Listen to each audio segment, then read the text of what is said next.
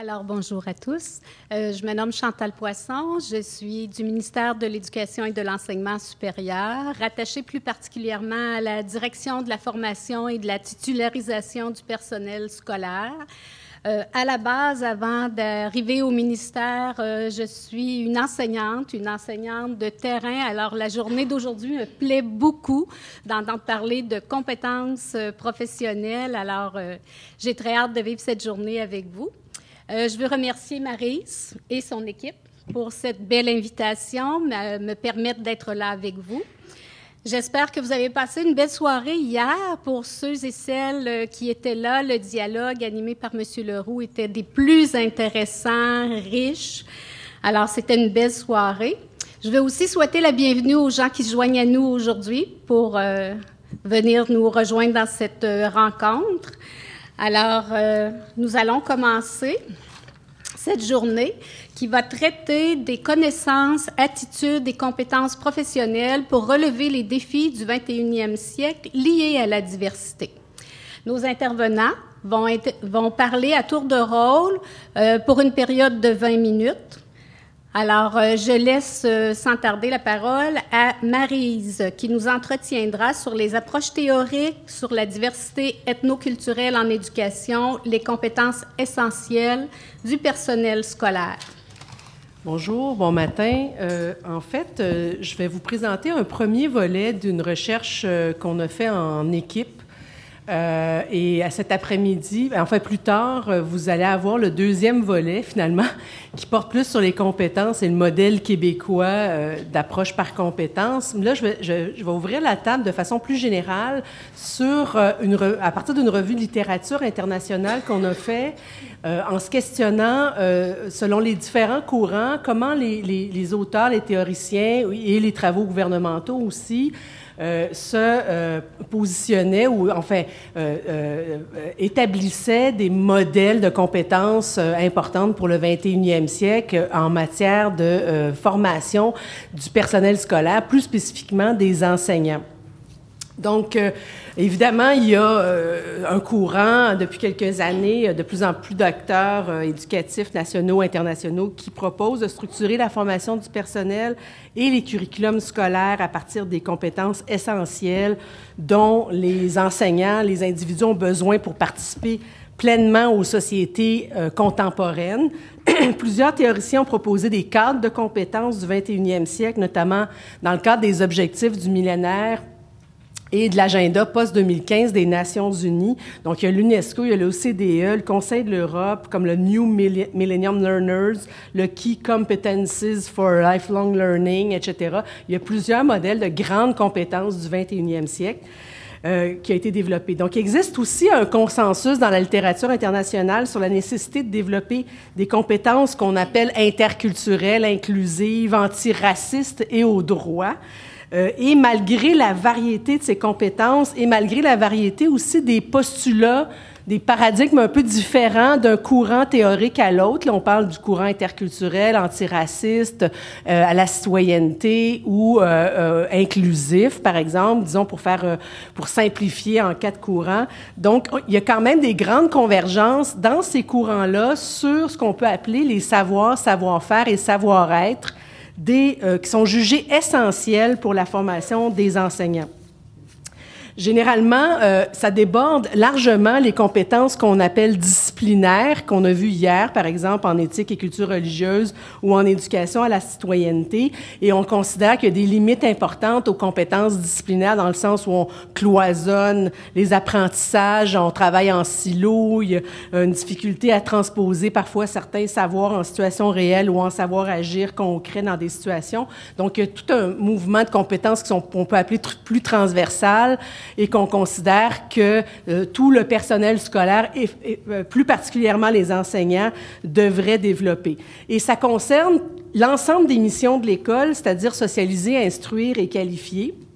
Et ça vise la prise en compte, finalement, de phénomènes ou de réalités de plus en plus complexes que ce soit, on en a parlé beaucoup hier, les discriminations, le racisme, la radicalisation, les processus d'acculturation et de construction identitaire des jeunes de première, deuxième, troisième génération, la gestion des conflits, les polarisations souvent qui découlent des conflits internationaux, mais aussi tout ce qui concerne les responsabilités légales ou les obligations légales des enseignants, le fait d'appliquer, par exemple, les obligations du Canada, qui est signataire de la Convention internationale des droits de l'enfant, ou les chartes des droits et libertés, ou la loi sur l'instruction publique. Donc, il y a un ensemble de dispositions légales, d'obligations juridiques que les enseignants doivent respecter.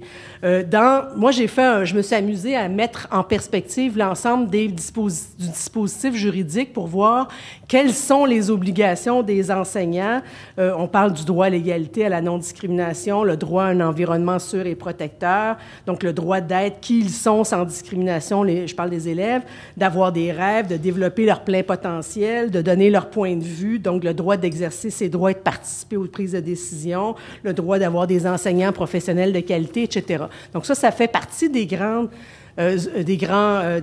droits stipulés par la Convention internationale, mais aussi par la Charte des droits et par la loi sur l'instruction publique qui mentionne spécifiquement qu'il est du devoir de l'enseignant non seulement de contribuer à la formation intellectuelle, au développement intégral de la personnalité de chaque élève, de collaborer à développer le goût d'apprendre chez les élèves, mais aussi d'utiliser les moyens appropriés pour développer chez les élèves le respect des droits de la personne, ce qui implique que chaque enseignant a le devoir d'éduquer aux droits et libertés, à la non-discrimination et donc au respect mutuel dans la classe.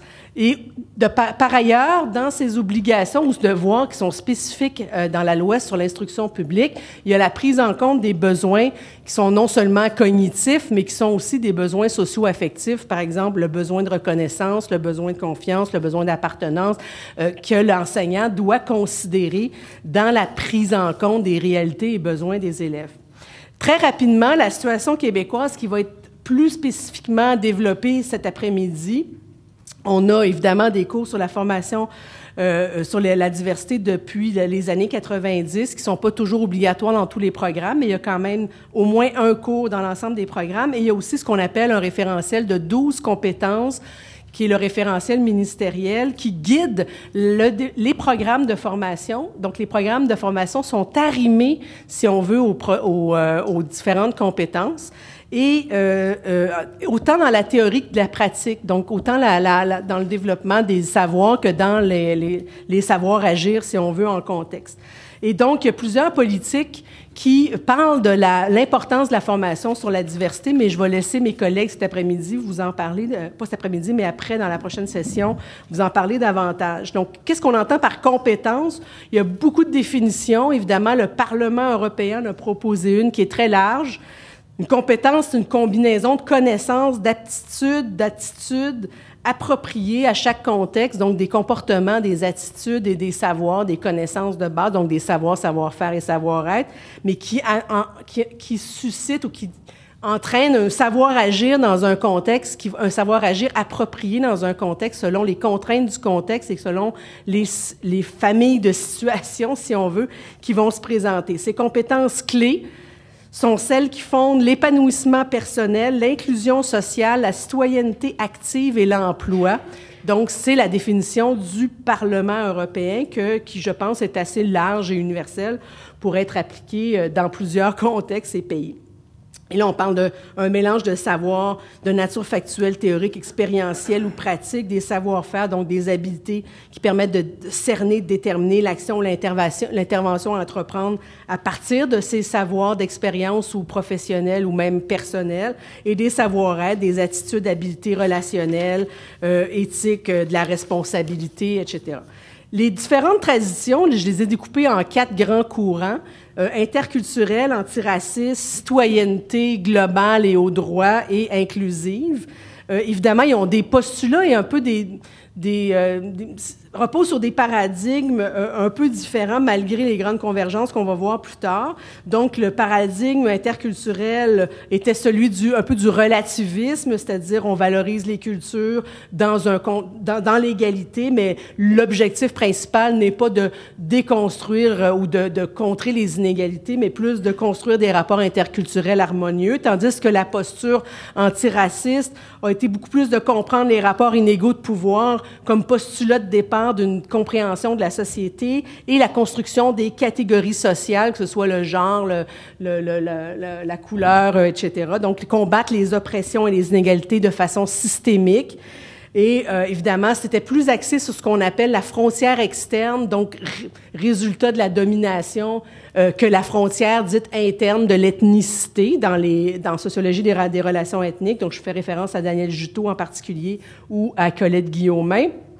Et dans le paradigme plus de la citoyenneté globale, c'est le vivre ensemble dans le respect des droits et des valeurs communes, donc une dimension qui est plus normative et qui vise l'engagement citoyen dans une compréhension des dynamiques mondiales, interdépendance entre les pays, etc., etc.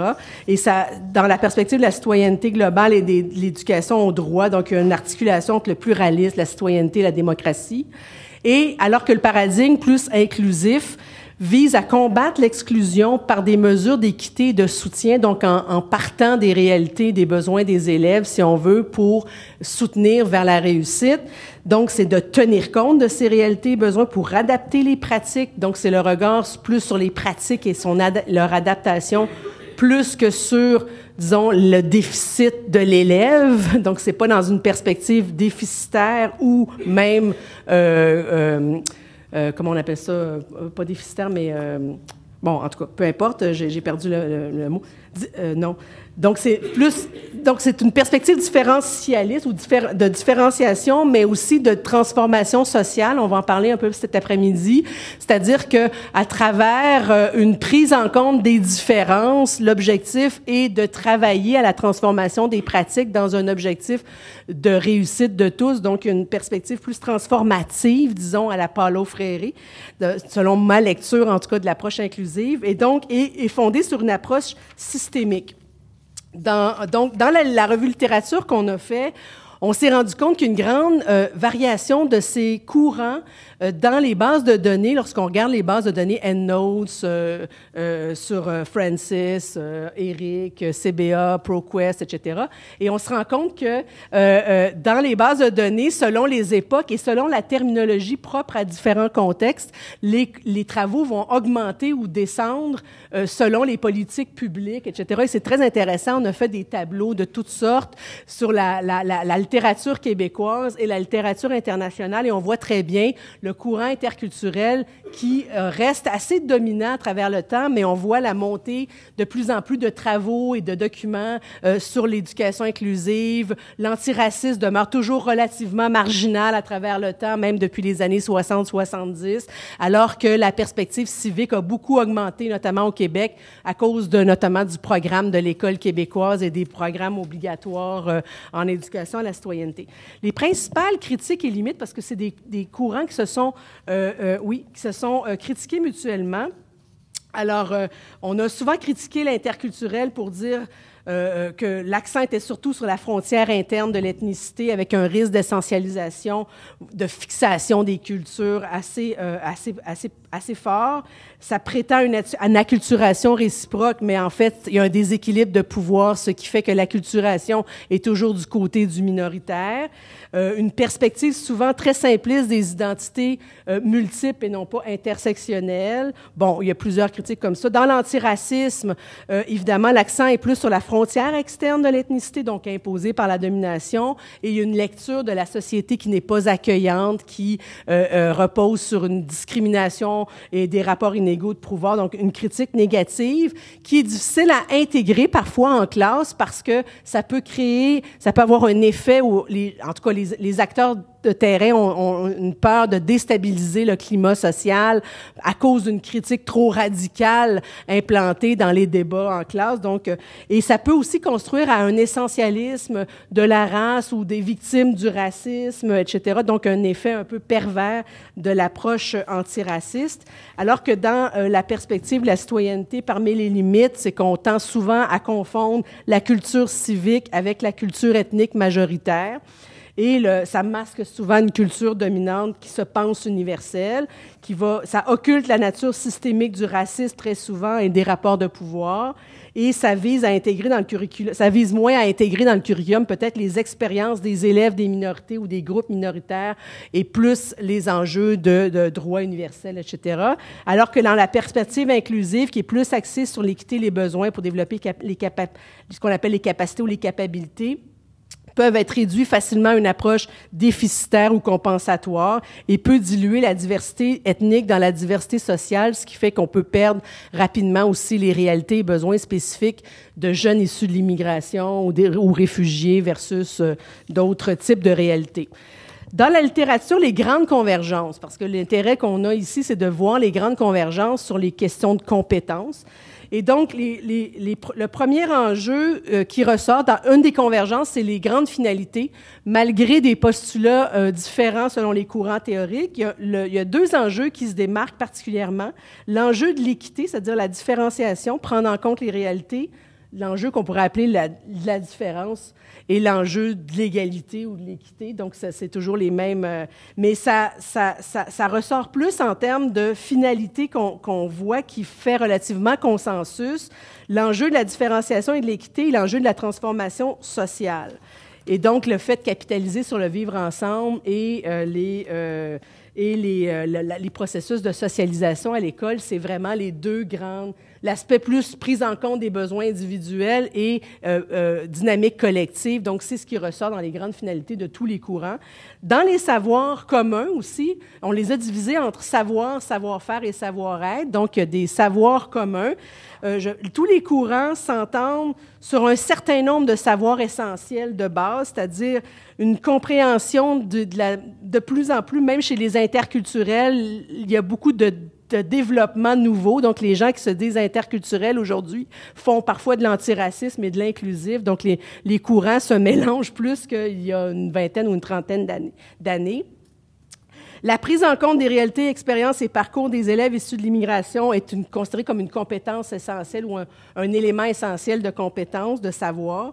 Les structures de pouvoir, les droits, les lois, le fonctionnement, les concepts fondamentaux comme racisme, accommodement ici au Québec, discrimination, regard critique sur ces enjeux, une perspective historique sur les génocides, les guerres, les migrations, les discriminations, sur l'école et son environnement, la prise en compte de ce qui se passe dans le quartier, les dynamiques à l'école est devenue presque une compétence essentielle de l'enseignant de savoir qui est dans son école, le profil des élèves dans son école et qui se retrouve dans son quartier, et sur le monde actuel et les problèmes contemporains. Parmi les savoir-faire et les savoir-être communs, il y a des savoir-faire liés aux méthodes pédagogiques et au continuum, ce qu'on a dégagé de l'ensemble de la littérature, la pédagogie de l'équité, donc les pratiques démocratiques, de délibération, de coopération, de participation,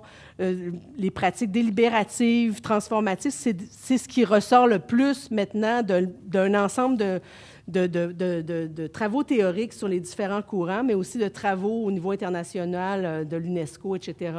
Le climat de classe inclusif, donc l'éducation, faire vivre les droits en classe, la co-responsabilité, la régulation des débats démocratiques, la capacité d'aborder des questions controversées et sensibles, le partage du pouvoir décisionnel, toujours pour l'enseignant, de créer des communautés d'appartenance en classe, de dégager des buts communs, des attentes élevées et de rendre le curriculum culturellement significatif et socialement significatif pour les élèves par des expériences d'apprentissage en lien avec les réalités des jeunes et les débats de société, la valorisation des savoirs et des expériences aussi des élèves, notamment des minorités.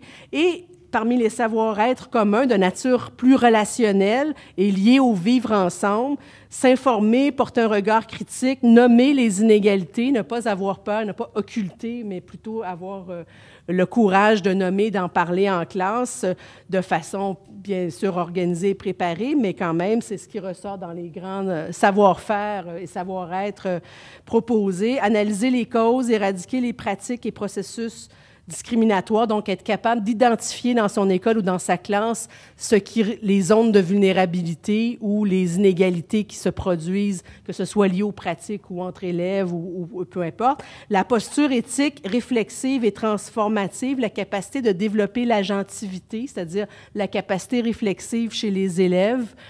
Être un exemple de démocratie, conscience de ses pratiques, la notion du care qui est très développée aux États-Unis, notamment chez les théoriciens américains et britanniques, la notion du care, de l'empowerment, le développement des capacités. Donc, il y a toute une théorie de la justice aussi développée par Martha Nussbaum en particulier sur le développement des capacités et des habiletés citoyennes pour intervenir dans des débats, donc préparer les jeunes à agir en démocratie, négocier, être capable de partager le pouvoir, des compétences de communication, etc. Et on voit qu'à cet égard-là, l'influence de l'éducation inclusive qui est vraiment au carrefour, qui réunit beaucoup les autres perspectives autour d'objectifs communs et du paradigme de l'équité.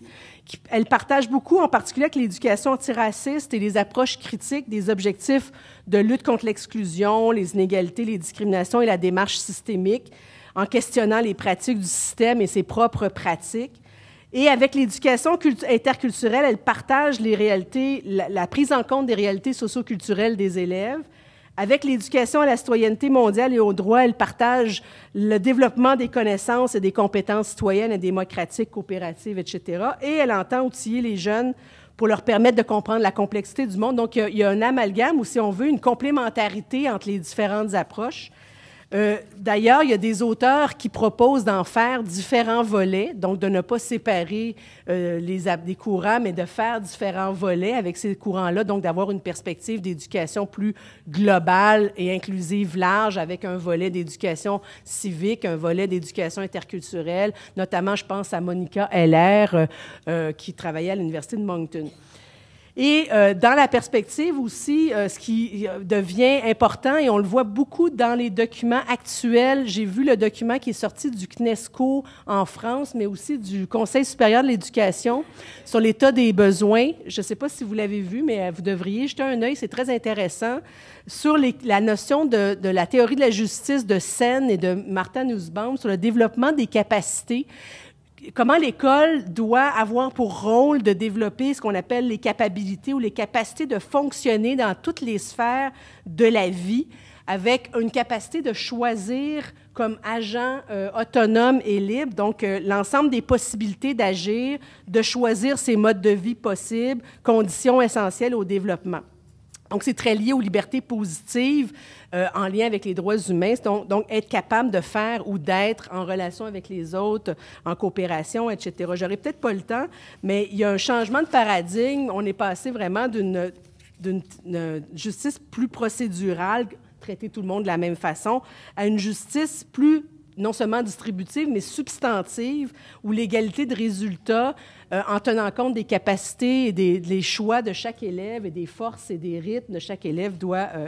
Conclusion, au regard de la littérature, des disciplines du curriculum québécois, le développement de compétences transversales ou de grands domaines de compétences transversales est jugé essentiel, et je me réfère notamment au Conseil de l'Europe qui parlait de grands domaines de connaissance et de compréhension, domaine de communication et de relations, et domaine de l'enseignement, de la gestion, qui nous ramène aux méthodes pédagogiques et tout ça. Donc, c'est vraiment des domaines de compétences qui ont été bien ciblés par la littérature scientifique internationale. La formation initiale et continue des enseignants doit donc viser, à travers les 3 mandats de l'école, les finalités d'équité et de transformation sociale proposées en termes de compétences. Il y a des modèles de compétences que chaque pays est en train de développer, notamment au Québec, on est en train de travailler là-dessus, ça va être présenté dans la prochaine session. Des courants, donc, qui se complètent et qui vise de plus en plus au développement des capacités des élèves et qu'on appelle les capabilités dans la littérature philosophique contemporaine sur la justice sociale en éducation. Merci. Je n'ai pas le temps de développer, mais... Voilà, bonjour à tous. Donc, je vais, pour ma part, intervenir à un niveau peut-être un peu différent, puisque je ne suis ni formatrice de futurs enseignants, ni spécialiste de la formation d'enseignants.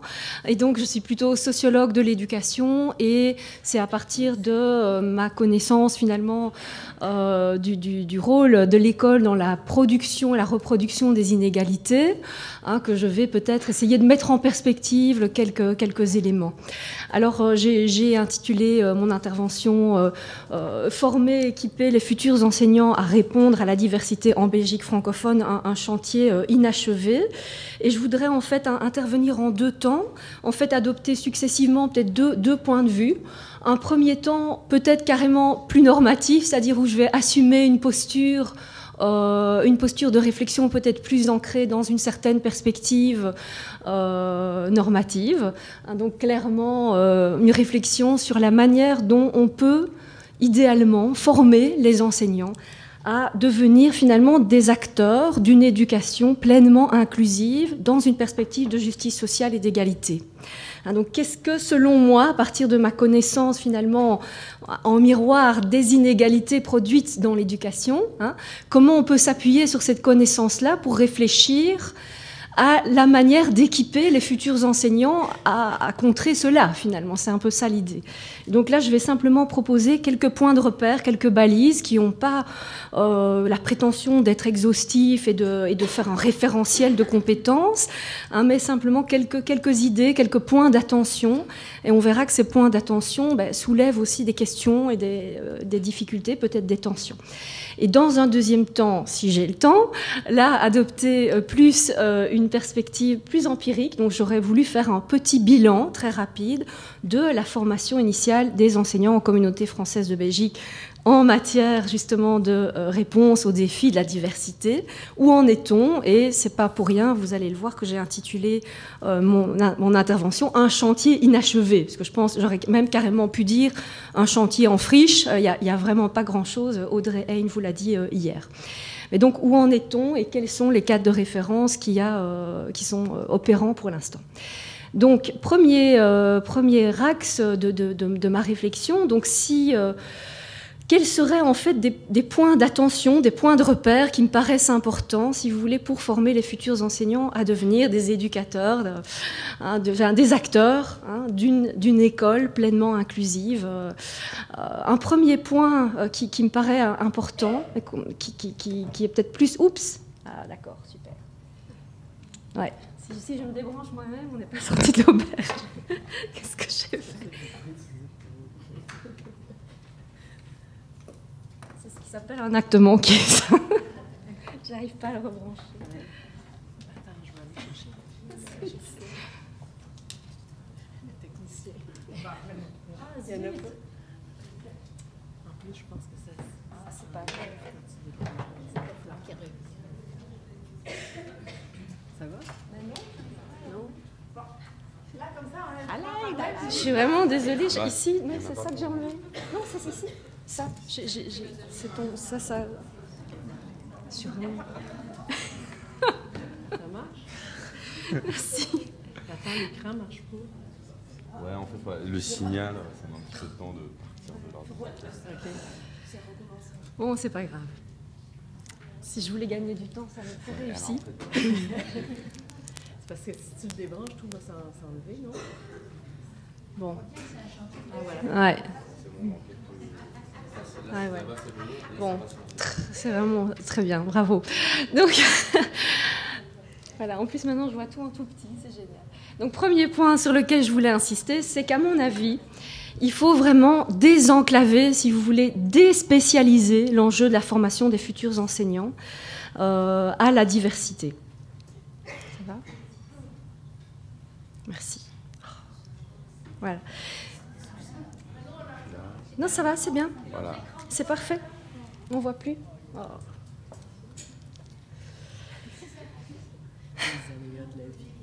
Bon, c'est pas grave, je vais continuer sans. Donc le premier point, c'est l'idée qu'au fond, trop souvent, il me semble, la formation des futurs enseignants à la diversité reste ou une spécialisation dans la formation, ou... c'est pas vrai. Je suis vraiment désolée. Donc, devient soit une formation spécialisée, donc par exemple, on fait une formation en français langue étrangère après sa formation d'enseignant, ou ce sont des cours à option, très souvent, ce sont des cours très limités dans la formation. Donc, à mon sens, un premier pas serait déjà de déspécialiser cet enjeu et d'en faire un objectif central pour tous les futurs enseignants. Donc, c'est pas... Sinon, qu'est-ce qui risque de se passer? C'est qu'au fond, les enseignants... conçoivent en fait qu'ils vont se former dans ce domaine-là seulement si ça les intéresse, s'ils se destinent à enseigner face à des publics spécifiques, en milieu hétérogène, ou s'ils vont aller dans certaines écoles, etc. Et donc, je pense que ça contribue en fait à voir la formation en la matière comme quelque chose qui concerne uniquement des publics autres, différents, et pas comme un enjeu d'équité sociale et de justice sociale transversale au système. Et donc, c'est un premier point, mais ça veut pas dire non plus qu'on doit se priver des connaissances pointues et spécifiques des sciences humaines et sociales sur les rapports spécifiques au savoir, aux normes, au langage de certains milieux, bien sûr. Donc c'est là un peu une première tension. Je pense aussi qu'il faut en faire une compétence transversale et pas uniquement un petit axe de formation parmi d'autres. Dans les listings de référentiels de compétences des enseignants, il y a la formation disciplinaire, la formation didactique et pédagogique, la formation en communication, et tout à coup, un petit point, formation en sciences humaines et sociales et enjeux de diversité. Non, je pense vraiment qu'on peut tout à fait, à travers la formation à la communication, travailler sur les rapports différents au langage. Dans l'aspect axe didactique et pédagogique, aussi, la question du rapport et des rapports au savoir est traversée par des questions de diversité culturelle et sociale, etc., etc. Donc vraiment, essayer d'en faire davantage, je pense, en faire une compétence transversale, sans pour autant non plus la diluer, parce que le risque serait de, du coup, complètement la faire passer à la trappe et de la rendre invisible, ce qui serait un autre risque. Donc voilà, premier point, la désenclaver, la déspécialiser. Deuxième point, je crois qu'il y a quelque chose qui ressort de beaucoup de textes, c'est l'idée de renforcer la capacité des enseignants à faire de la pédagogie différenciée. Alors ça paraît tout con, mais en fait... améliorer les capacités des enseignants au diagnostic, en fait, au diagnostic pédagogique sur les difficultés spécifiques de tous les élèves, quels qu'ils soient, de tous les apprenants, serait une bonne manière, je pense, d'éviter deux dérives qu'on voit souvent quand on analyse des propos d'enseignants ou quand on voit des enseignants en formation. C'est un premier point, c'est que ça permet d'éviter la gestion structurelle des différences. On a vu hier avec Audrey Hein qu'en Belgique francophone, on était spécialiste pour gérer les différences par le redoublement ou par la création de classes différenciées. Donc cette tension entre différenciation structurelle et traitement différencié dans la classe inclusive, tout le monde le dit aujourd'hui, mais les enseignants sont très très peu formés à la pédagogie différenciée en fait. Donc voilà, premier point d'attention, donc pédagogie différenciée pour éviter la gestion structurelle des différences et pour éviter aussi, je pense, l'usage essentialisant des catégories culturalistes. C'est-à-dire que la littérature, et d'ailleurs les travaux de Geneviève Zoya qui est ici le montrent aussi, montrent bien que les enseignants tendent à expliquer les difficultés scolaires des élèves par, on a vu hier, attribution causale externe, disait Audrey Hein, en tout cas par la culture, par exemple, des familles, des éléments comme ça. Et donc, les enseignants souvent reprennent des catégories essentialisantes pour mettre de l'ordre, faire du sens par rapport aux difficultés que leurs élèves rencontrent. Et donc, il me semble qu'il y a là une autre tension, c'est vraiment comment prévenir finalement des usages différenciateurs des connaissances sociologiques, anthropologiques, sociolinguistiques, etc., tout en permettant aux enseignants de se nourrir à la richesse de ces connaissances en sciences humaines pour comprendre la diversité des rapports au monde, aux langues, au savoir, à la langue scolaire, etc. Donc voilà, pour ça, je pense que la pédagogie différenciée est un axe particulièrement prometteur et effectivement, je pense, décisif pour éviter ces éléments-là. Troisième point, impulser une capacité de décentrement. Je pense vraiment que... Bon, il veut vraiment venir, l'hôtel-gouverneur, hein, il veut vraiment s'inviter, là. Donc, il faut impulser chez les futurs enseignants une capacité de décentrement, pas... Bon, la formation initiale, effectivement, là, les expériences les plus innovatrices le montrent. C'est pas uniquement des cours théoriques, c'est aussi initier chez l'enseignant une prise de conscience. D'abord, de deux choses, je dirais. Ce point-ci, c'est l'idée que l'enseignant est un acteur individuel, socialement et culturellement situé. Ça veut dire, là-dedans, il y a la lutte contre les processus de stéréotypes, préjugés, etc. Donc, la prise de conscience des mécanismes qui font qu'on appréhende le monde à partir d'un point de vue situé. Je crois que c'est quelque chose d'essentiel à faire passer aux futurs enseignants.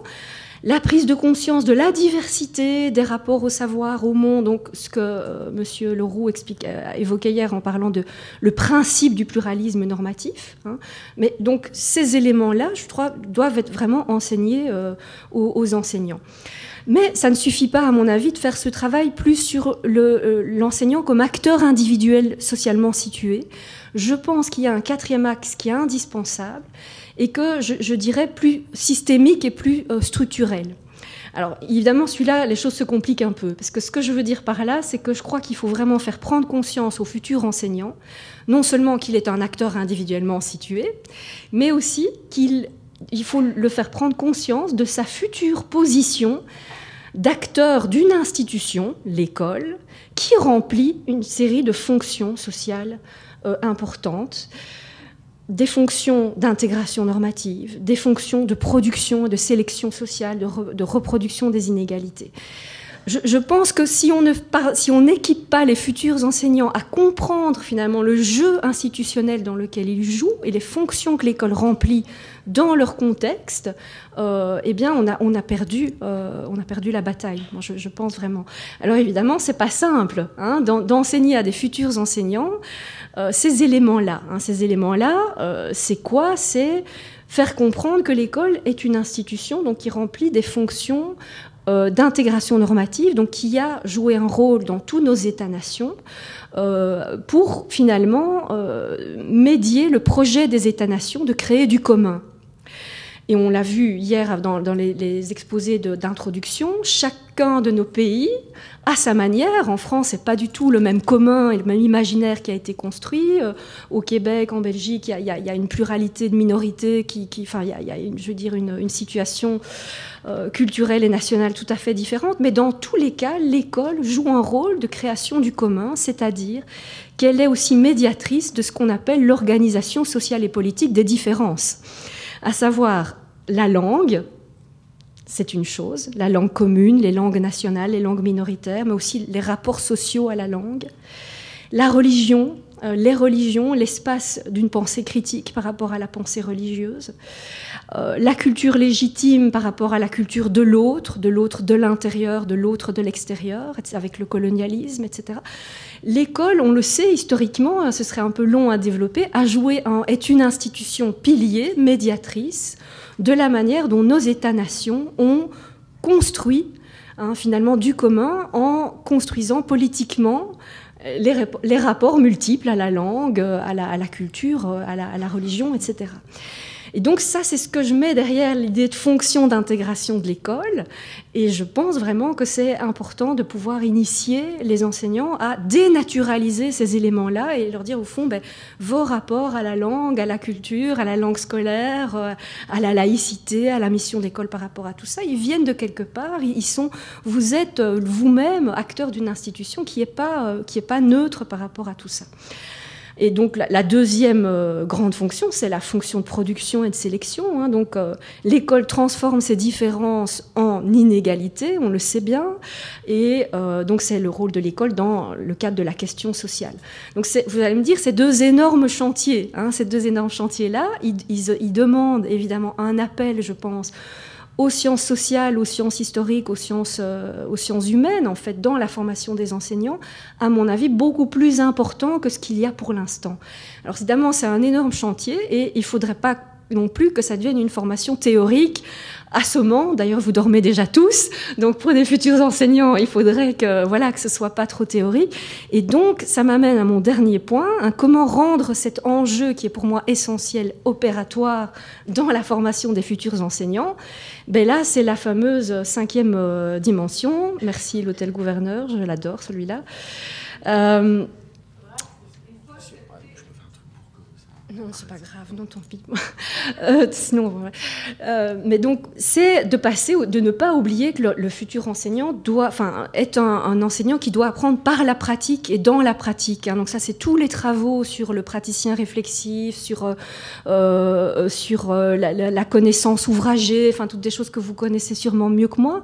Mais je pense que c'est essentiel, dans la formation déjà initiale, de mieux penser ce lien entre expérience pratique et formation théorique, à travers peut-être un va-et-vient beaucoup plus important entre les stages et la formation théorique, à partir de l'analyse réflexive de situations, même de stages, où le formateur d'enseignants peut amener le futur enseignant à réfléchir finalement à tous les paramètres macro et théoriques que je viens d'évoquer à 2 minutes, mais à partir de situations concrètes, des situations concrètes qui en fait donnent lieu, si on ne fait rien, à des émotions négatives, par rapport à des situations d'apprentissage difficiles, à des processus de catégorisation spontanée de la différence qui, on le sait, tendent à être essentialisantes, etc. Et donc, il faut un accompagnement de cette confrontation à la réalité des classes hétérogènes et de la classe tout court. Et donc, un va-et-vient renforcé entre théorie et pratique, hein, et pratique réflexive dès la formation initiale. Je n'ai pas parlé ici de formation continuée parce qu'il y a un atelier qui parle de formation continuée, mais évidemment, pour moi, c'est le premier pas, c'est juste enclencher une posture réflexive qui doit se poursuivre tout au long de la carrière enseignante, dans un dialogue beaucoup plus renforcé entre pratique enseignante et moment de formation. Voilà, donc un peu 5 points de repère généraux que je voulais poser, qui n'ont pas prétention à dire tout de ce que doit être évidemment la formation initiale des enseignants. Et il me reste que quelques minutes pour la deuxième partie. Simplement, je vais simplement aller à l'essentiel par rapport à cette seconde partie. Ce que je voulais simplement faire, c'est montrer que par rapport à cet objectif peut-être un peu utopiste, peut-être un peu ambitieux de formation initiale, où en est-on en Belgique francophone, en communauté française? Pas très loin, hein. On a un cadre décrétal qui énonce bien sûr des grandes orientations, qui finalement incite, là je parle des décrets sur la formation initiale des futurs instituteurs, futurs régents et futurs agrégés, qui énoncent des grandes orientations où la question de la sensibilité à la diversité n'est pas absente. On a des choses, hein, d'ailleurs des axes qui sont bien mis en valeur, l'axe 1, formation à la diversité, des choses comme ça. Donc on a former les futurs enseignants à une égale reconnaissance des publics, hein, la richesse des cultures, la diversité culturelle, la volonté d'amener les nouveaux diplômés à promouvoir l'égalité devant la réussite de tous les futurs élèves, égalité ne signifiant pas uniformité. Donc on a des notions de reconnaissance, d'égalité des chances de réussite, d'équité, mais tout de suite aussi, on a une énorme autonomie qui est laissée aux institutions de formation d'enseignants. C'est aux hautes écoles et aux universités à définir elles-mêmes comment elles vont traduire cet objectif ambitieux. Alors, au fond, ce qu'on remarque, hein, c'est que cet objectif ambitieux, il se traduit en fait par un axe de formation appelé aux connaissances socioculturelles, un axe parmi 7 autres, disciplinaires, pédagogiques, etc., socio-affectifs et tout, et que en fait il y a 120 heures pour les régents et 30 heures pour les agrégés, donc c'est vraiment pas grand-chose, et ces heures se déclinent en toute une série d'axes eux-mêmes, donc sociaux de l'éducation, politique éducative, approche théorique de la diversité, initiation aux arts et cultures, philosophie, histoire des religions, réflexion éthique, etc. Tout ça en 30 heures. C'est juste fou. Hein. Et donc, ce que j'ai fait, je vais juste terminer là-dessus, c'est regarder comment dans 11 hautes écoles en communauté française de Belgique, ces grandes orientations, cet axe connaissance socioculturelle a été traduit dans des offres de cours concrètes, donc en analysant les fiches de cours, si vous voulez, hein, les projets de cours dans 11 hautes écoles, les projets de cours de analyse de la diversité socioculturelle et notamment l'axe religieux aussi, philosophie, histoire des religions. Alors, en utilisant une grille de lecture assez proche de ce que Maryse vous a présenté, à savoir est-ce que les cours en question développent finalement une approche plutôt multiculturaliste, plutôt interculturelle, plutôt antiraciste, plutôt inclusive, etc. Ce qu'on remarque, c'est qu'il y a une énorme diversité de la manière de traduire ce référentiel. Sur les 11 écoles, je dirais, il y en a, ça va de carrément la marginalisation, donc 2 hautes écoles où il n'y a juste pas du tout de cours sur la diversité, 0. Il y a un cours sur la diversité de genre et il y a éventuellement des compétences transversales qui sont renforcées. Il y a des hautes écoles qui ont traduit cette injonction par une perspective beaucoup plus assimilationniste civique, je dirais, donc où il s'agit de faire de l'éducation civique et démocratique, renforcer des compétences transversales chez les futurs enseignants, d'écriture, d'argumentation, des choses comme ça. Il y a des hautes écoles qui font du multiculturalisme au sens valorisation de la diversité des cultures, très registre de la reconnaissance, si vous voulez, c'est tout. Hein. Et il y a quelques hautes écoles qui vont davantage dans le sens d'une interculturalité, soit, je dirais, théorique, soit expérientielle, parce que je n'ai pas le temps de développer, mais enfin, voilà, c'est des modalités différentes de ces enseignements. Et seulement 2 qui font des curriculums un peu plus proches d'une perspective inclusive, intégrant donc la diversité à la production des inégalités, historicisant les migrations, les rapports de pouvoir dans la société, le rôle de l'école dans ces éléments-là, etc. J'ai trouvé ça seulement dans 2 cahiers de charges de cours de hautes écoles. Et il y a beaucoup de gens aussi qui font de l'interculturalité uniquement à travers des approches que je qualifierais d'expérientielles. Donc c'est pas mal, c'est l'idée de il faut que le futur enseignant soit bousculé dans ses propres repères. Donc on fait des mises en situation des futurs enseignants pour qu'ils prennent conscience du caractère situé de sa représentation. Mais ça se fait de manière déconnectée de la théorie. Hein, donc il y a... Voilà, donc j'ai l'impression que par rapport à cet immense chantier qu'est cette formation initiale des enseignants, qui doit faire tenir ensemble les 2 bouts, donc d'une expérience personnelle de décentrement du futur enseignant et d'une analyse critique du système hein, dans toutes ses dimensions, les hautes écoles, vu le peu d'heures qu'elles ont et vu qu'on est dans un système extrêmement décentralisé où finalement tout dépend de l'enseignant qui va prendre en charge les 30 heures ou parfois 15 en question, eh bien on a une palette énorme de manières de traduire ce référentiel dont finalement très peu vont vraiment jusqu'au bout de la démarche, mais c'est aussi à mon avis impossible de le faire en si peu d'heures. Et donc voilà, je vais conclure là-dessus. Vous voyez que le chantier est largement inachevé et que la proposition que je fais serait évidemment d'abord de renforcer le nombre d'heures évidemment de ces axes, d'en faire une compétence davantage transversale, de ne pas perdre l'idée de l'approche expérientielle du décentrement, mais de pas non plus la déconnecter des approches théoriques et de reconnecter les approches théoriques aux expériences de terrain. Je pense que c'est un peu faire tenir les bouts ensemble de toutes ces dimensions qui me semblent être une voie prometteuse. Et je terminerai là-dessus. Il y a un groupe de travail qui planche actuellement sur la réforme de la formation initiale des enseignants. Et lorsque j'ai eu l'occasion de prendre connaissance des travaux provisoires de ce groupe, et il me semble que ça va vraiment dans ce sens-là. Hein. Donc il y a quand même de l'espoir. Donc je terminerai sur cette note d'espoir. Voilà.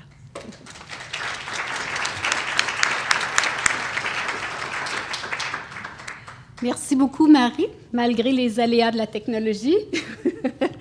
Alors, je vous présente maintenant Geneviève Zoya de l'Université de Montpellier en France. Merci, je remercie les organisateurs de ce colloque de m'avoir invité. Je suis ravie d'être à Montréal pour prendre un grand bol d'air et pas uniquement d'un point de vue météo. J'aime bien être ici et je suis vraiment ravie d'être à cette table-là avec mes collègues là. Alors, je vais parler de mon point de vue qui est celui de... J'ai un grand décalage horaire. Je vais parler de mon point de vue qui est celui d'une universitaire en SP, donc les écoles supérieures du professorat et de l'éducation, dans le sud d'une ville du sud de la France, et qui sont ces SP, les descendantes des anciennes écoles normales et des ex-IUFM. Donc ça veut dire un certain nombre de choses. Ça veut dire que c'est évidemment la courroie de transmission d'une sorte d'habitus national, puisque le système français est très centralisé, contrairement à ce que tu disais, Marie, d'une sorte d'habitus national, c'est-à-dire des idéaux normatifs qu'une société, à travers son école, si c'est encore une institution en tout cas, se donne pour fabriquer ce qu'elle entend, pour fabriquer des individus, un modèle social d'individus. Alors moi je suis responsable dans cette école supérieure du professorat de l'éducation, les SP, je vais dire SP à partir de maintenant, d'un master dit MEF. Alors, 2 points sur ce master MEF, parce qu'il faut aussi préciser qu'il s'agit d'un master quasi national, dans lequel on retrouve des constantes, des grands troncs comme ça. Alors, un tronc didactique, académique d'une part, d'autre part, un tronc professionnel, et puis... professionnalisant, et puis un tronc peut-être, on va dire, recherche. 3 grands blocs comme ça, d'un master national. Alors, et puis, à côté de ça, je suis ethnologue. Donc, vous comprenez que j'ai donc une sorte de matériau naturel pour pratiquer mon observation participante dans le cadre de mon métier. Alors, je ne fais pas que de l'espionnage dans ma propre institution, je fais aussi de la recherche, et notamment, j'en parlerai tout à l'heure, dans un quartier ghetto d'une ville moyenne du Sud en ce moment, avec des collègues. Mais je vais parler de cette place-là aujourd'hui, et je vous propose une intervention à 4 points. Ça va mieux, là, je me sens mieux, là. Une intervention à 4 points de à peu près 5 minutes chacun. Les 2 premiers points seront des points de cadre et de contexte, hein, qui me semblent importants pour comprendre comment se déploie la formation dans les SP. Et puis 2 points qui sont plus, me semblent, propres à ce qui pourrait apparaître comme le plus urgent en matière de formation à la diversité en France. Alors évidemment, l'idée du master MEF, qui donc j'ai appelé master national, quasi national, me permet de parler, et puis pour connaître aussi évidemment certains collègues en SP, et puis d'autres SP, me permet de parler non pas au nom des SP en général, mais d'essayer de généraliser un peu ce que je vais dire. Évidemment, tout dépend des ressources locales et des façons dont les choses se développent, hein, mais il y a cette idée-là. Alors sur les éléments de contexte, un point... qui peut-être va vous sembler marginal, mais qui, pour moi, est très important, c'est que lorsque j'ai commencé à réfléchir à cette communication, il m'a semblé très difficile de parler de la formation à la diversité sans évoquer le climat actuel scolaire en France sur l'école. Ça sera le premier point, parce que ce climat, il traverse évidemment l'université, et il est là, pesant, en formation avec nous. Alors c'est un climat... vous avez dû en entendre parler, c'est un climat où les débats sont incessants, omniprésents, ultra médiatisés, très envahissants. Et alors l'un chasse l'autre, hein, mais les derniers en date, c'est un débat sur la pédagogie à partir d'un livre, on ne sait pas pourquoi, qui a fait grand bruit, de Céline Alvarez. Un deuxième qui a été chassé par un sur l'efficacité de l'éducation prioritaire entre la présidente du CNESCO, Nathalie Mons, et un sociologue, Robert Merle, les uns les autres... Un autre à partir d'un livre d'une journaliste d'un hebdomadaire français qui dénonce les assassins de l'école, dont François Dubé, je crois pour connaître ici, hein, je le cite parce que vous le connaissez. Donc j'ignorais complètement les velléités criminelles jusque-là. C'est Voilà. Et puis ces débats en croisent d'autres, en particulier sur, bon, évidemment, la fameuse laïcité, l'identité nationale et les Gaulois. Et puis, dernièrement, des discussions sans fin sur comment nos ados doivent s'habiller. Alors, est-ce qu'on autorise le jean à trous? Grand éditorial dans le monde. Est-ce qu'on autorise les cheveux bleus? Est-ce qu'on va autoriser le jogging? Alors, et à chaque fois, on a des papiers dans les journaux là-dessus.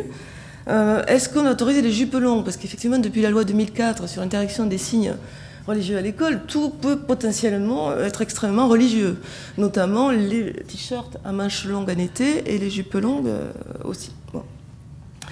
Est-ce que, au final, une sorte de guerre des tranchées, si vous voulez, de brouhaha qui est complètement, qui pénètre la formation. C'est pour ça que j'en parle, c'est pas pour autre chose, qui pénètre la formation. Et l'impression qui se dégage de tout ça, finalement, c'est une vraie perte de sens, mais vraiment perte de sens, de ce qu'on fait ensemble à l'école, de ce qu'on fait ensemble en formation.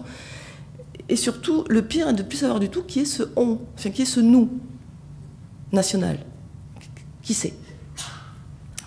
Si on se tourne maintenant du côté des professionnels de l'éducation sur le terrain, dans les écoles, bah, évidemment c'est plus compliqué, évidemment il y a des choses plus fines, hein, mais on ressent aussi un vrai malaise des enseignants.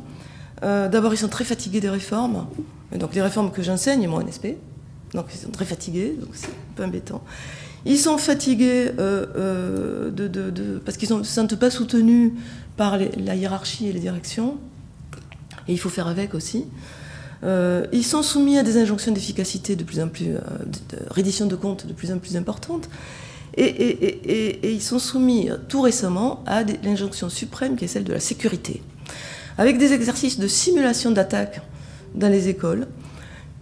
Chose qui est nouveau pour nous. Je ne sais pas pour vous ici, mais en Amérique, est-ce que c'est quelque chose qu'on fait? Voilà. Et nous, maintenant, on se cache sous les tables pour... au cas... Bon. Alors tout ça, c'est nouveau. Et du coup, on a des enseignants qui entrent dans une logique un peu de repli, hein, un peu dangereuse. Et on sait, il y a une enquête Cevipof qui vient de sortir sur le fait que 10% des enseignants voteraient, et il faut tenir compte du fait qu'ils n'ont pas déclaré tous le faire, voteraient Front National, donc une partie d'extrême droite. 10%, c'est beaucoup pour une population qui traditionnellement est marquée à gauche.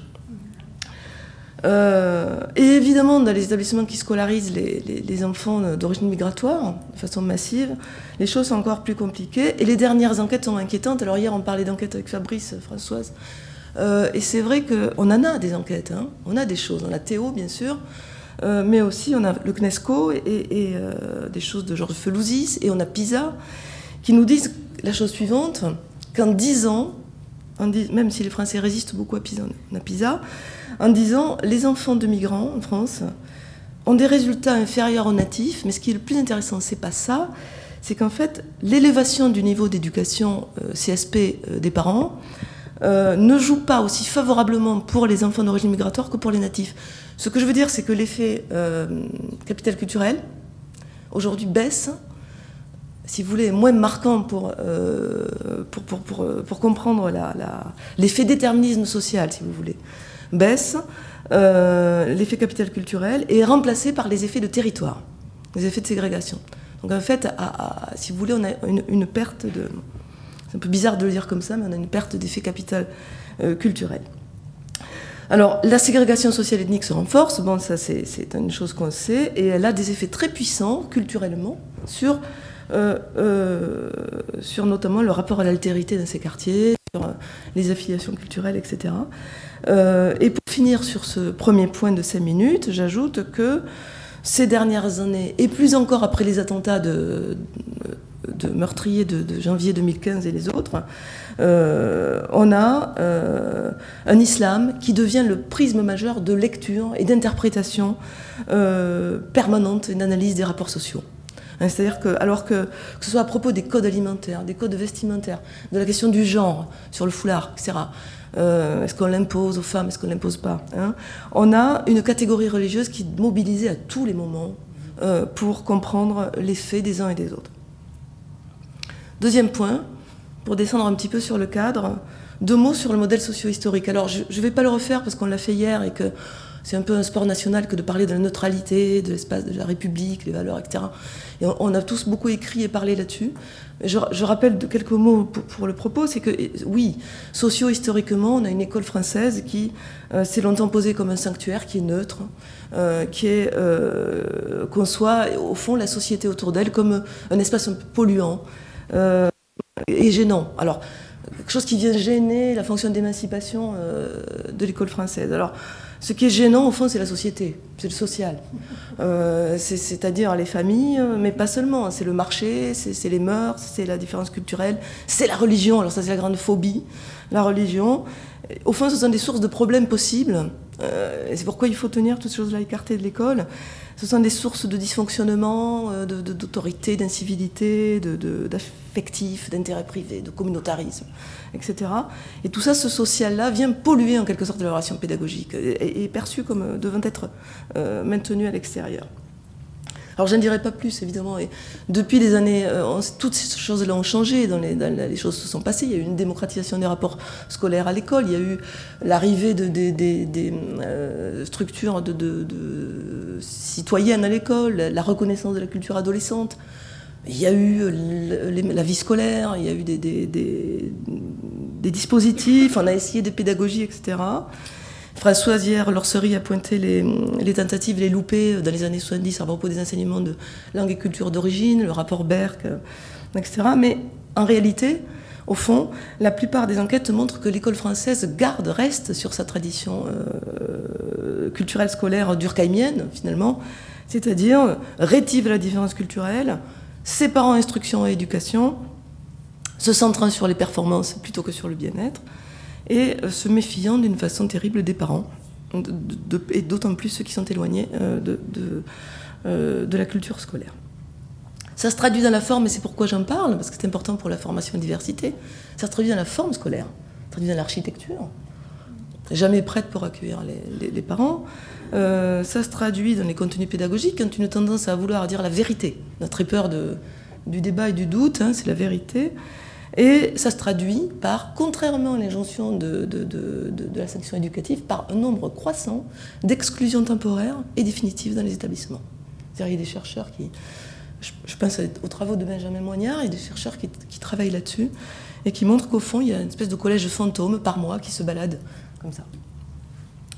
Avec des époques, évidemment, en février.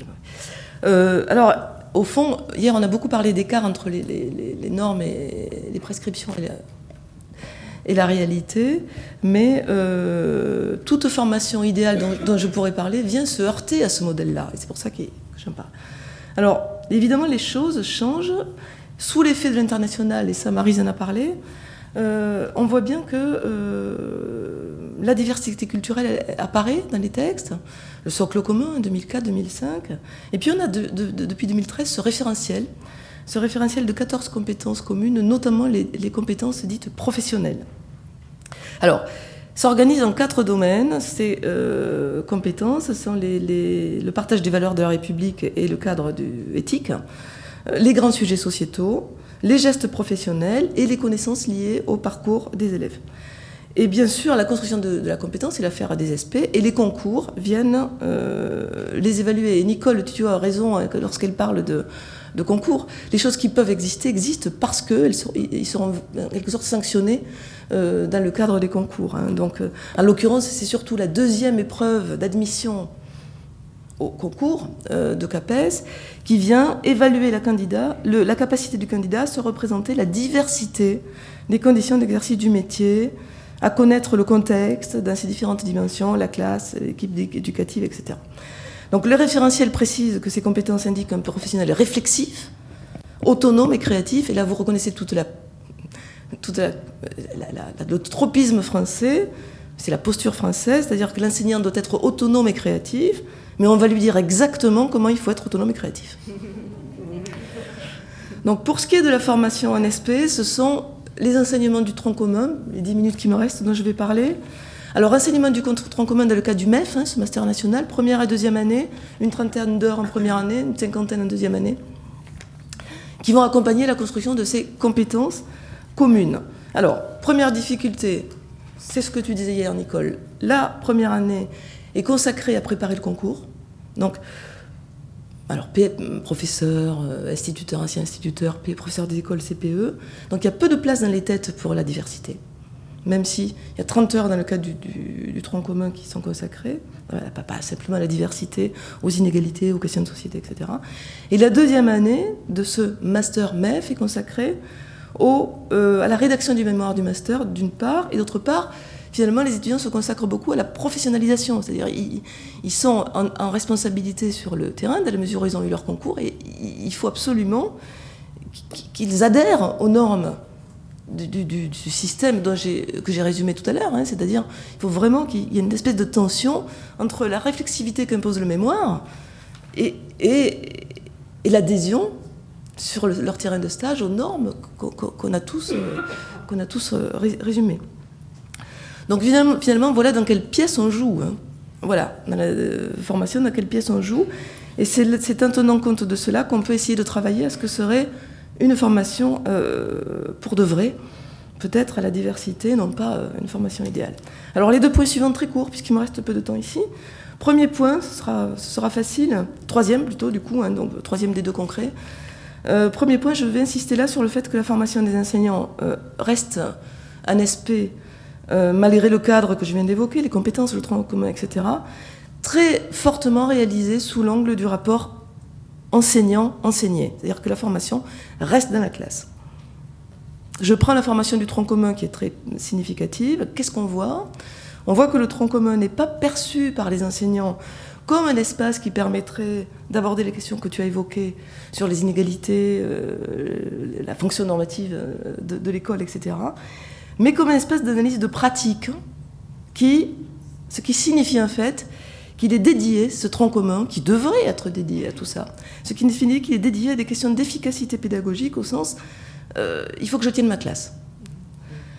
C'est-à-dire que les entrées sociologiques qui sont prescrites par le ministère, alors nous, pour le coup, d'un point de vue descendant et national, sur discrimination, il y en a, lutte d'inégalité, laïcité, etc., sont en partie de fait contournées.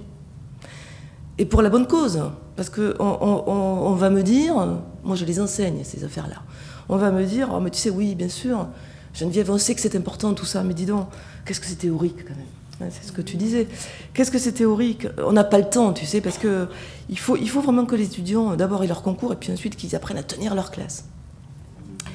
Alors du coup, les connaissances sur la société, macro, sont dites du côté théorique, ce qui signifie en fait mou, quoi, flou, alors que nos étudiants vont entrer dans l'arène de la classe, et donc une sorte de clôture, là, de fermeture sur la classe. Donc d'un côté, cette séparation entre pratique, c'est-à-dire la pédagogie, la classe, et de l'autre côté, théorique, les compétences sur la diversité, elle est très problématique. Elle est très problématique parce que théorique, au fond, ça veut dire périphérique.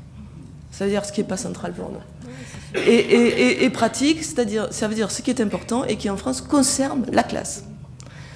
Et du coup, la vie scolaire, qui est très importante, la cour, les couloirs, ce qui se passe avec les parents, etc., reste peu... En fait, ça ne compte pas tellement au regard de la priorité professionnelle de la formation des enseignants.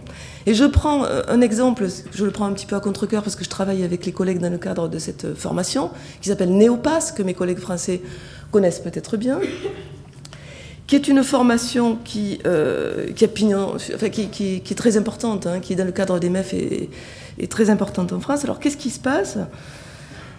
Cette formation fonctionne avec une banque de données à partir de vidéos qui sont tournées, où on peut voir des enseignants débutants, alors le plus souvent chahutés, on va dire, ou en difficulté.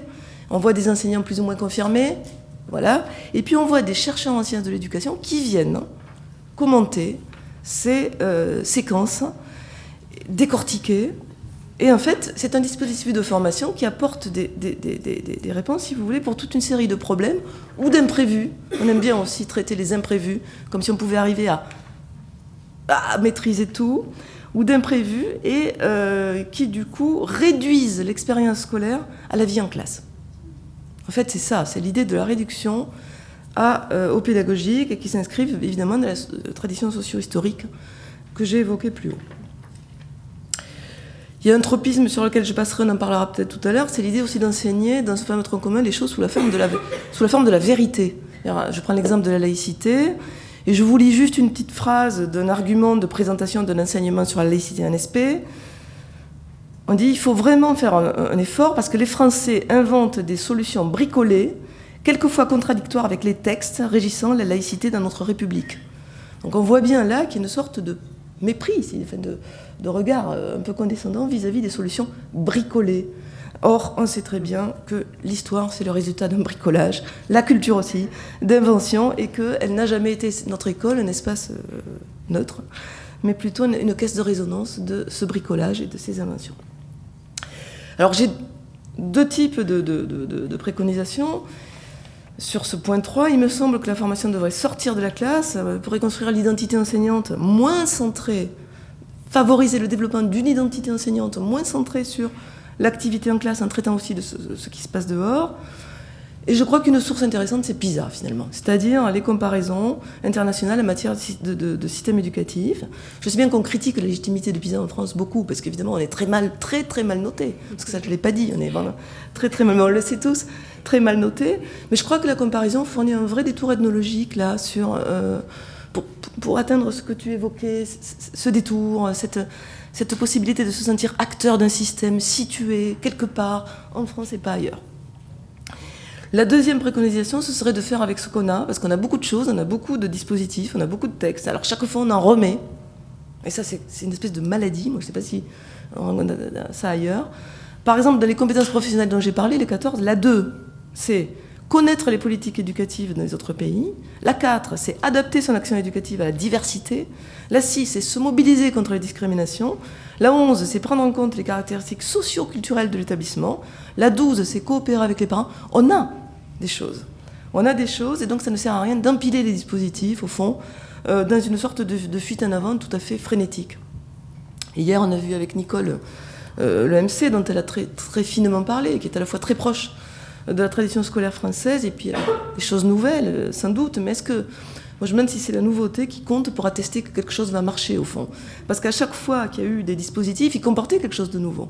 Donc, voilà. Donc, alors, empiler les dispositifs, c'est quelque chose qui ne me semble pas très positif, d'autant que depuis 2015, depuis les attentats, c'est encore un mouvement qui s'est accéléré.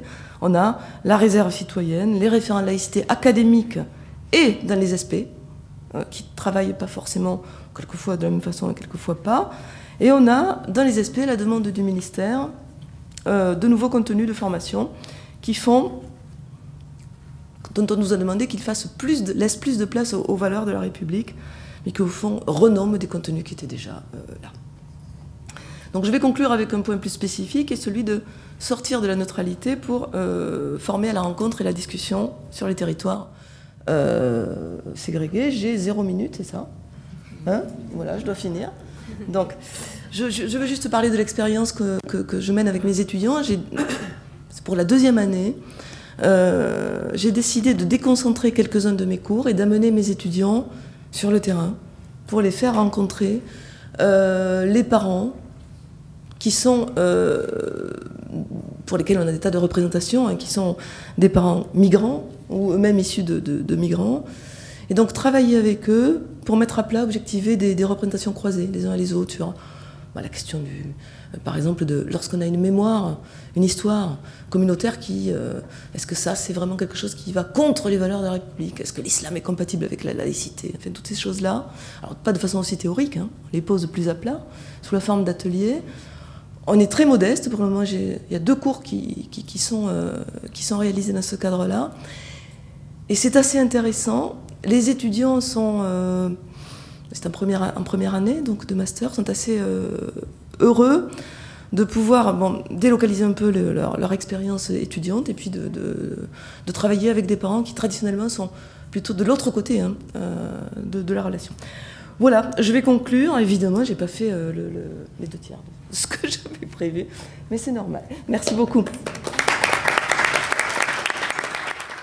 Alors, nous allons conclure ces 4 présentations avec celle de Margarita, qui va nous parler d'une pédagogie pour la classe hétérogène. Merci beaucoup. Je pense que j'ai quand même besoin du micro. Ouais, je crois. Merci. Et merci aussi de m'avoir invitée. Je suis très contente d'être ici. Ce n'est pas la première fois. J'ai accepté de présenter quelque chose dans cette table ronde ou ce panel. Et puis ensuite, en regardant de nouveau le titre, on dit oui comme ça, connaissances, attitudes et compétences professionnelles pour relever les défis du 21e siècle liés à la diversité. Je me suis dit, mais qui suis-je pour pouvoir identifier les défis du 21e siècle et lister toutes les compétences, attitudes et connaissances à avoir pour les relever. Donc, j'ai quand même essayé de relever ce défi-là. En partant un petit peu, je m'appuierai sur le travail que j'ai pu faire en matière de politique d'immigration et d'asile en Suisse, également sur l'approche que j'ai pu proposer en termes de reconnaissance du racisme et de la xénophobie. Je m'appuie aussi sur mon expérience en tant que formatrice d'enseignants et je dois dire qu'en écoutant mes collègues, nous sommes très privilégiés en Suisse romande et à Genève en particulier. C'est le cas que je connais. Nous sommes dans une perspective transversale d'analyse de situation.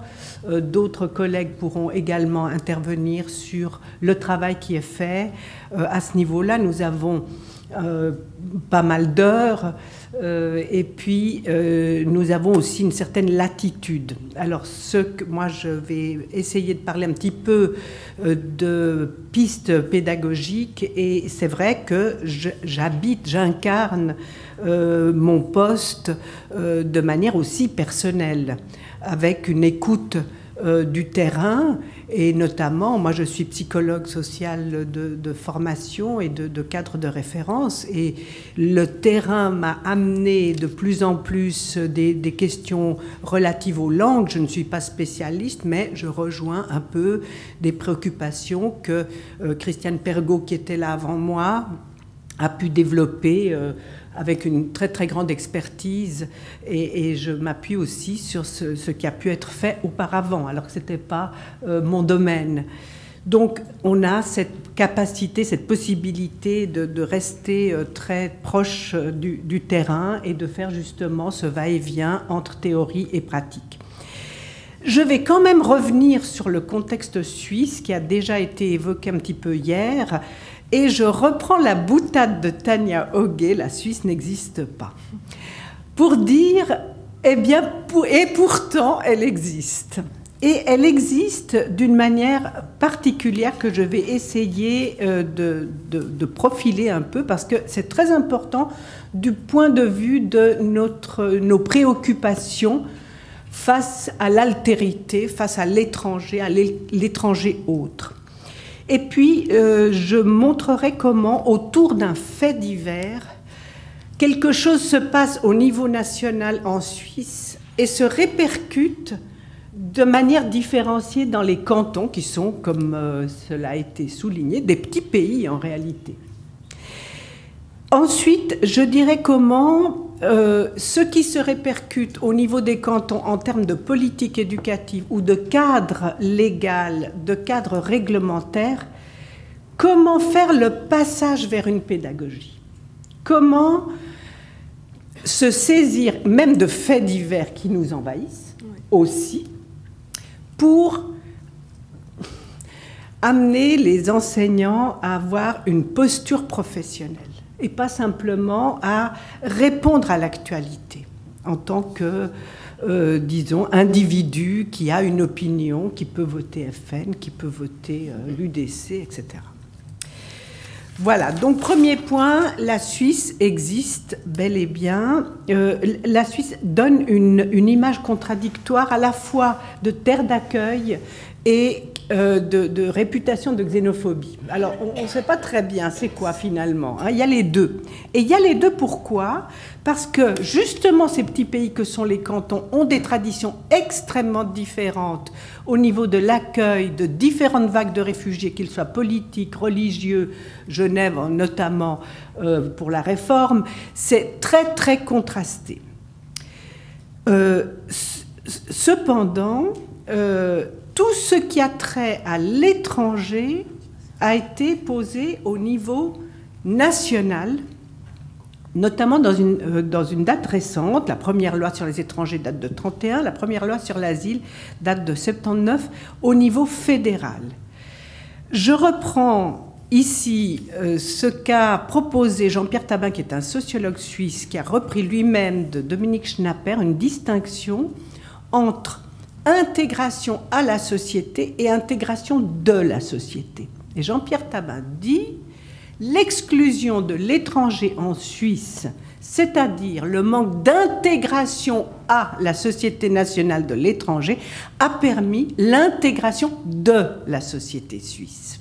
Donc au niveau national, parce que la Suisse est traversée par différentes sources de différenciation, de clivage, mais qui se composent de manière relativement apaisée, justement parce qu'il y en a beaucoup, mais il y a une difficulté de cohésion nationale. Et donc, ceci a joué en termes de cohésion nationale, et ça a évidemment une très grande importance pour nous.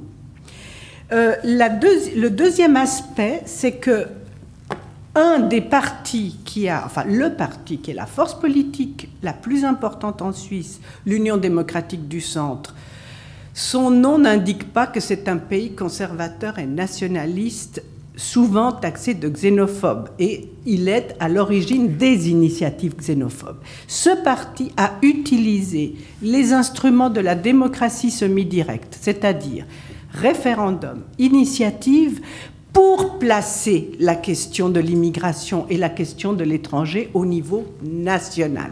Donc vous voyez que les cantons peuvent rester dans leur tradition relative, mais de plus en plus, il y a de Berne des contraintes importantes.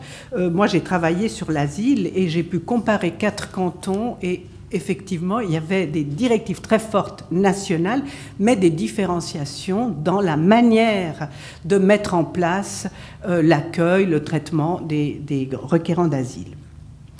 Donc, ça, c'est le contexte. Et ça a deux implications. D'abord, qu'il ne faut pas sous-estimer le modèle que représente un parti comme l'UDC.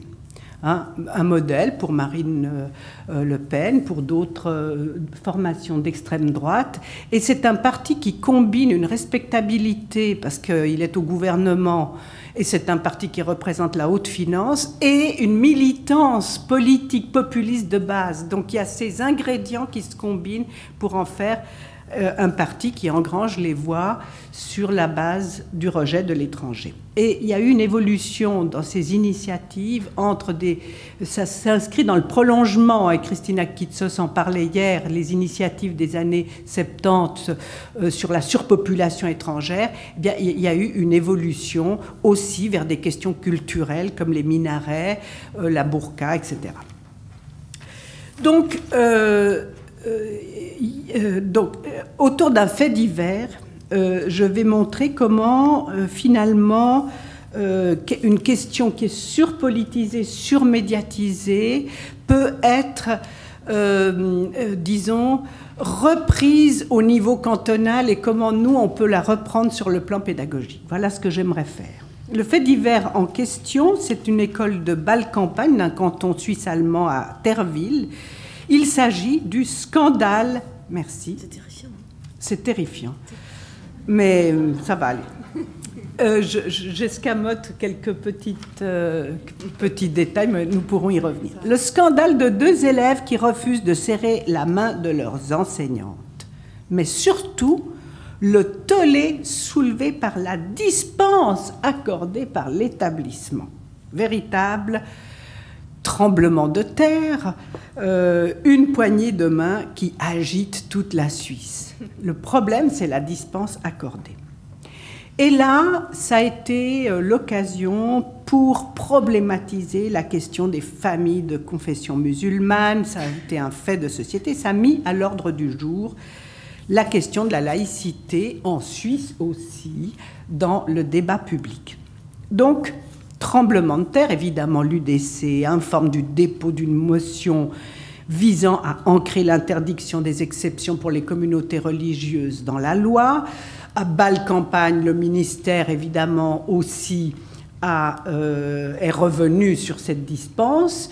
Et donc, on pourrait dire qu'à partir de ces faits divers surmédiatisés, surpolitisés, il y a des réponses différenciées sur le plan de l'école. Elles peuvent être sécuritaires, uniquement sécuritaires. Françoise Lorsery parlait du maintien de l'ordre identitaire, du dogme.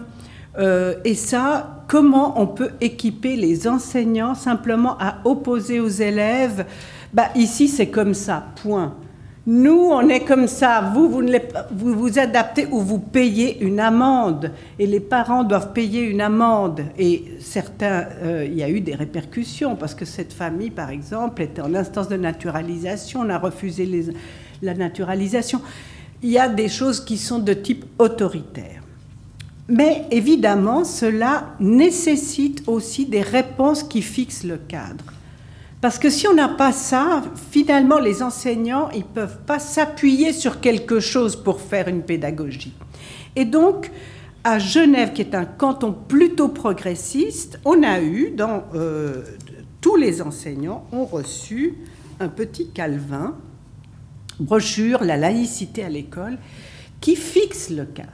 Et Christina en parlait hier, le port de signes religieux est autorisé pour les élèves, c'est contrebalancé évidemment toujours par la question du prosélytisme, la question du danger des élèves, la question de l'intégration. Donc ça explique pourquoi les élèves peuvent arborer des signes religieux, mais pas les enseignants, les accompagnants peuvent, etc.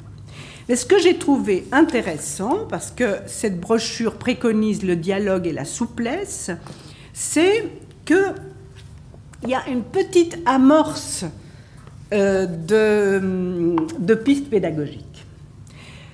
Pour repérer... Alors, ce qui est intéressant, c'est que, en plus du cadre légal, la brochure dit « Il est utile d'observer et d'identifier les éléments du contexte sur le terrain et de bien situer les interlocuteurs pour adapter la stratégie de discussion. » Parce que ce qui est préconisé, c'est le dialogue avec les élèves et les familles. A-t-on affaire, par exemple, à une adolescente dont la rébellion suit les voies religieuses ? À un enfant soumis à la pression familiale de parents dont les pratiques religieuses sont intransigeantes ?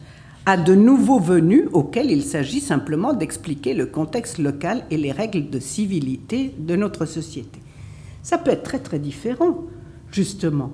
Ne pas donner la main, avoir un signe religieux, ne pas regarder dans les yeux. Tous ces comportements peuvent traduire aussi bien une identité oppositionnelle affirmative que, effectivement, des codes différents. Et là, on doit pouvoir se décentrer.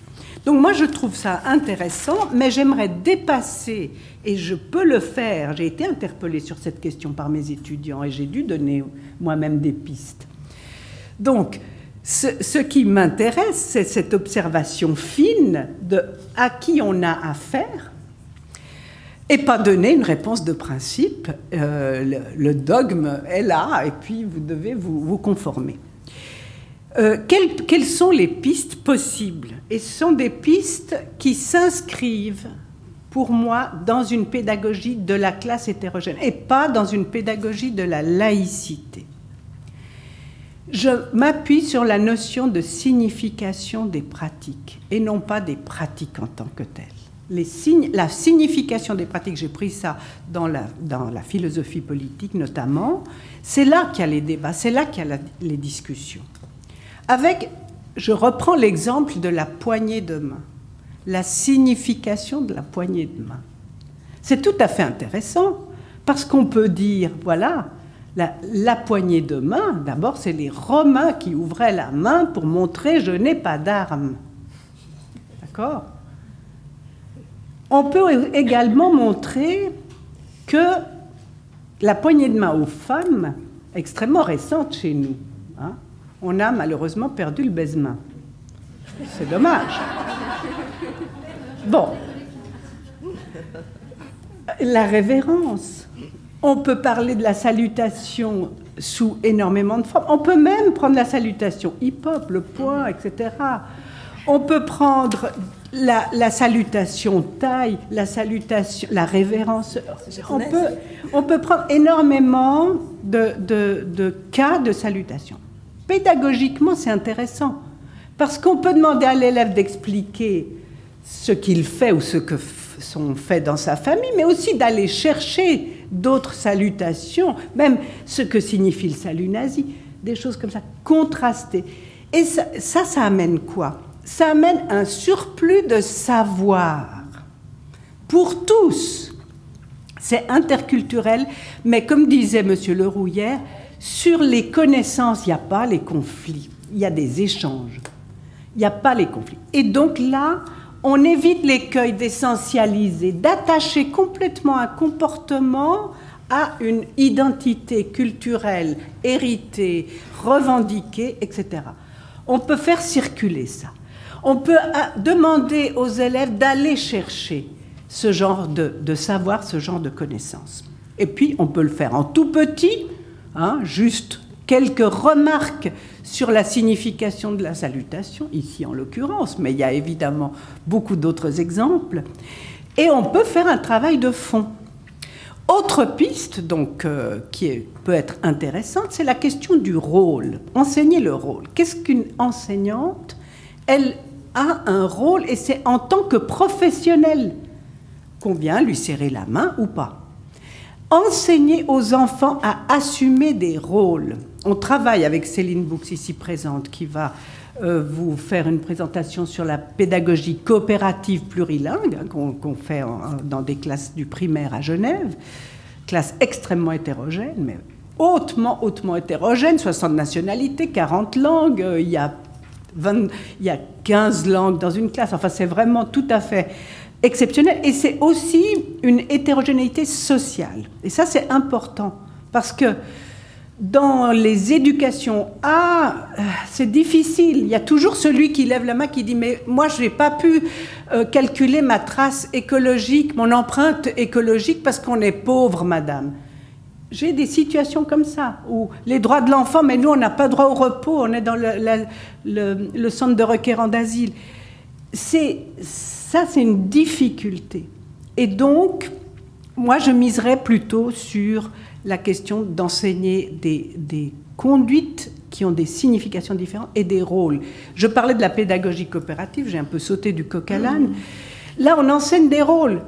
Mohamed, il est le messager. Et après, c'est Kevin. D'accord. Être messager, on s'adresse à Kevin ou à Mohamed en tant que messager ou gardien du temps. C'est ça un rôle. On l'enseigne dans l'activité.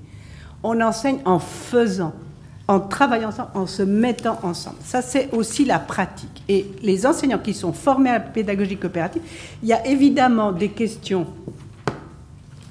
théoriques, mais il y a aussi une manière de faire des mises en scène et des structurations du travail qui permettent justement de répondre à cette tension, je crois, dans l'école inclusive, et je conclus, qui est une tension entre l'intégration et la reconnaissance. Et je crois que là, dans ce type de principe, signification des conduites, apprendre des rôles et essayer de désessentialiser, être sur la connaissance, qui est le rôle majeur de l'enseignant quand même, je crois qu'on peut s'approcher de l'idéal de la classe ou de l'école inclusive.